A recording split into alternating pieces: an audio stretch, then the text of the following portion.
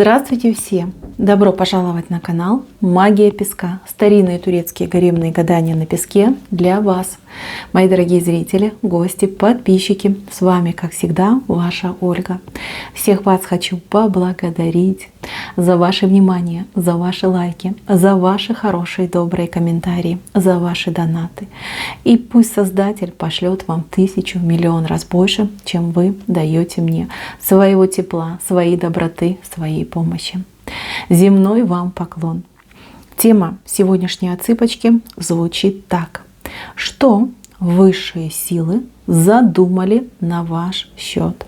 Если тема вам интересна, присоединяйтесь, загадайте, пожалуйста, на себя, так и спросите, что высшие силы задумали на мой счет. Надеюсь, вы настроились. Я убираю Назар.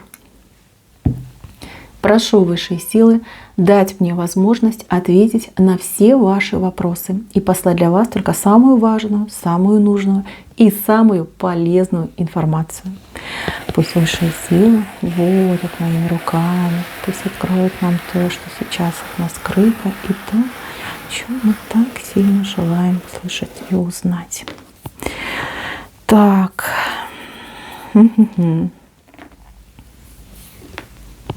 Вообще вышла чешуя. Чешуя — это хороший знак. Чешуя обычно сравнивается с монетками. Монетки, либо возможности, либо шансы. Высшие силы для вас приготовили много возможностей и много шансов. При этом вам открыли путь. То есть вы в выборе пути, либо той возможности, либо той двери, которая вам нужна, вы свободны, выбираете сами. Вы можете также и примерять, да, что-то вот вам понравилось, как в магазине, да, заходите в магазин, огромный выбор, например, одежды, да, и вы начинаете вот на глаз, да, нравится это, нравится то, берете с собой одежду, идете в примерочную кабинку и примеряете, что вам лучше подходит. Здесь жизнь такая, знаете, как жизнь ученика, много предметов.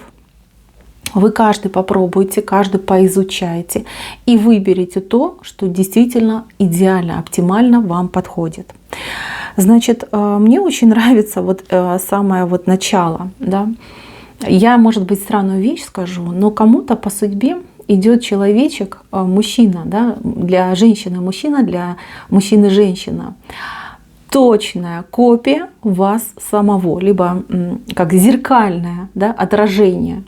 То есть вот какой вы человек, вот такого мужчину, да, партнера такого вам и посылают. Человек вас просто будет во всем копировать. Поведение, социальная активность, вот как вы реагируете на мир, на себя, на социум, и также будет реагировать человек. И каждый раз в лице этого человечка, партнера вашего будущего, вы будете видеть самого себя, либо саму себя. Это очень интересно. Для чего это делают? Для того, чтобы вы себя прорабатывали, для того, чтобы вы становились лучше, для того, чтобы ваша душа развивалась. Вы знаете, вам очень интересно идут отношения. Это, как, знаете, острая еда. То есть и вкусно, и горит, и прям, да, знаете, хочется еще попробовать. Остановиться не можешь. Вот и у вас такие отношения с перцем идут, такие прям страстные, яркие. Здесь будет все. Начиная от безумной любви, безумных страстей, заканчивая очень громкими спорами и ссорами. А по факту, подумавши, да, вы будете понимать, что вы сами с собой ругаетесь, сами с собой. Я не хочу вас тут критиковать или по что-то наговаривать. Просто я вижу, что вы человек сам по себе неспокойный. Немножечко строптивый, немножечко упрямый. Ну, всего по чуть-чуть, да? Всего по чуть-чуть есть. И есть черты характера, которые нужно проработать. И вот благодаря тому, что ваш партнер будет ваша копия, вы сможете и себя проработать, и партнера тоже, кстати, проработать. Потому что здесь люди будут учиться быть вместе, договариваться, где-то уступать, где-то, может быть, на что-то глазик закрыть, да, вот как-то хранить то чувство и тот мир, который вы будете создавать, вдвоем создавать. Непростые отношения, но чтобы вы не ушли друг от друга, не разбежались, да, ну потому что, ну все-таки, понимаете, да, непростые люди сойдутся, вам дают безумную любовь. Любовь, которая вот такая, знаете, всепоглощающая любовь. Вам суждено в жизни испытать вот такую умопомрачительную любовь. Вот не всем дается это чувство. Многие люди, может быть, я вас удивлю, да, но многие люди вообще любить не могут. Не то чтобы кого-то, себя любить не могут. А вам высшие силы именно и дают эту любовь, чтобы вы и это счастье ощутили, и себя проработали, чтобы душа ваша выросла, и чтобы уже, например, в следующем воплощении вы могли прожить, ну, скажем так, если вы жили где-нибудь там человеком обычным в маленьком городке, да, либо жизнь ваша там неприметная была, то в будущем вы выйдете на новый уровень. То есть вы уже и по социальной лестнице будете выше, и дела будете какие-то важные творить, да, не так, чтобы только для себя, а так, чтобы для мира, для целого. Здесь очень интересное сочетание. Смотрите, что еще задумали высшие силы. Высшие силы задумали вам дать какое-то ремесло, либо какое-то умение, какой-то талант. Вернее, он уже у вас есть. Но высшие силы хотят, чтобы вы это реализовали, чтобы вы миру подарили свое умение.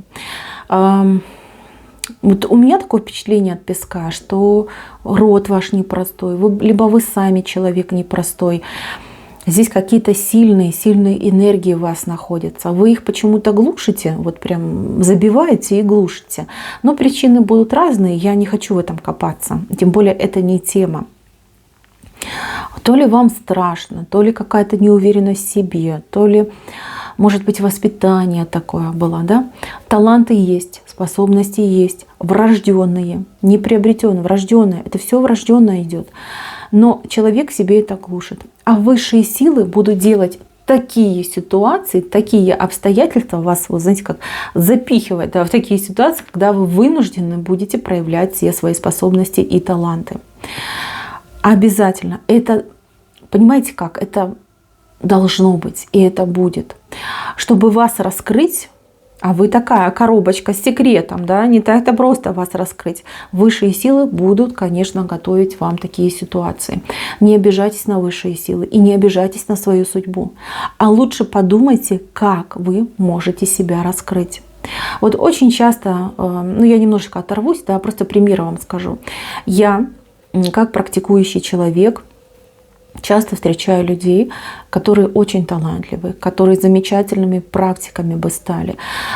Люди там не только вот касается эзотерики, да, есть люди, которые просто уникально там рисуют, поют, что-то делают своими руками.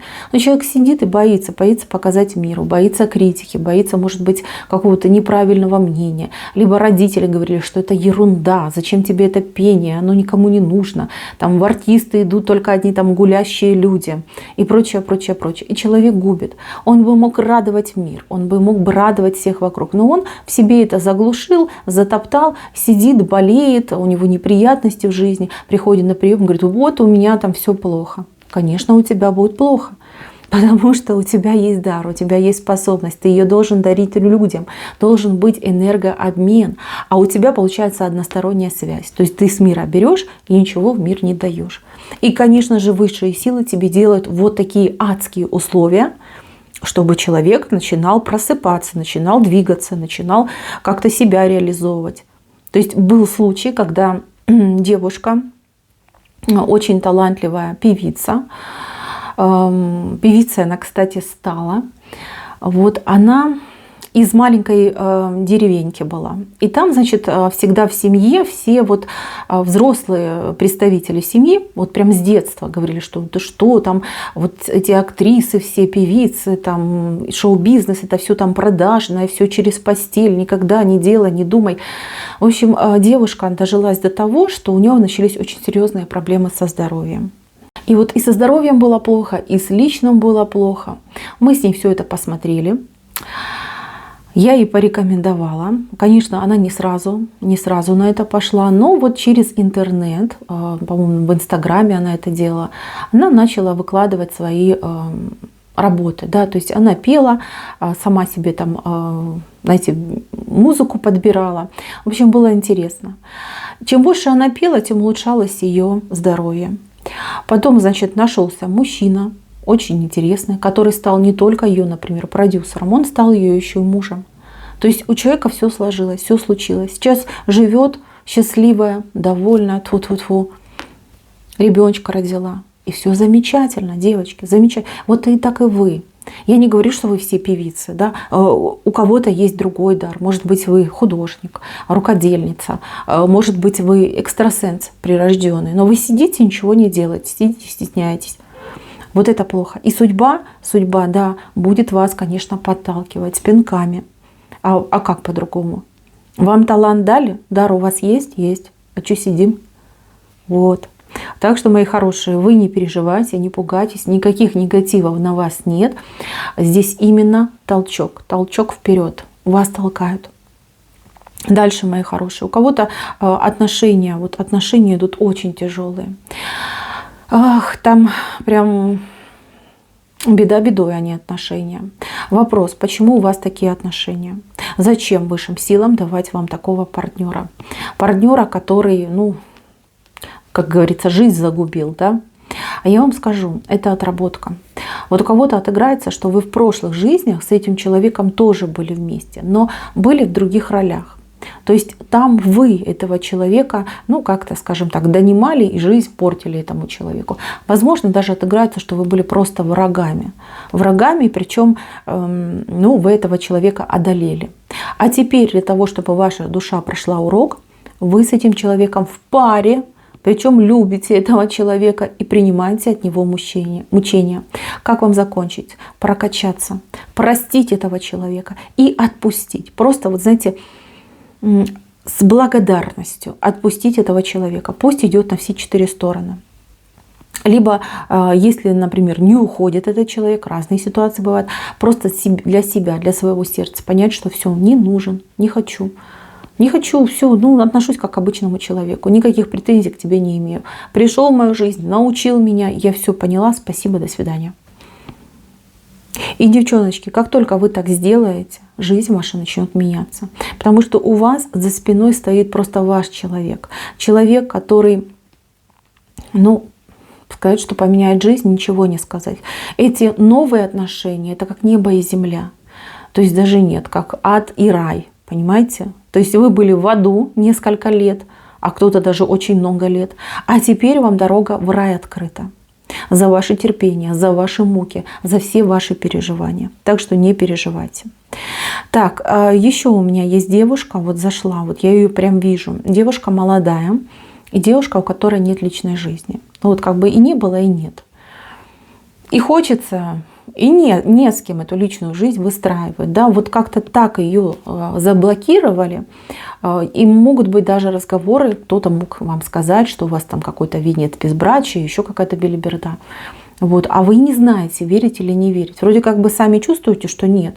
А при этом вроде как бы все сходится, да, отношений нет. Вот там сижу, мне там годиков там 25-26, и что дальше непонятно.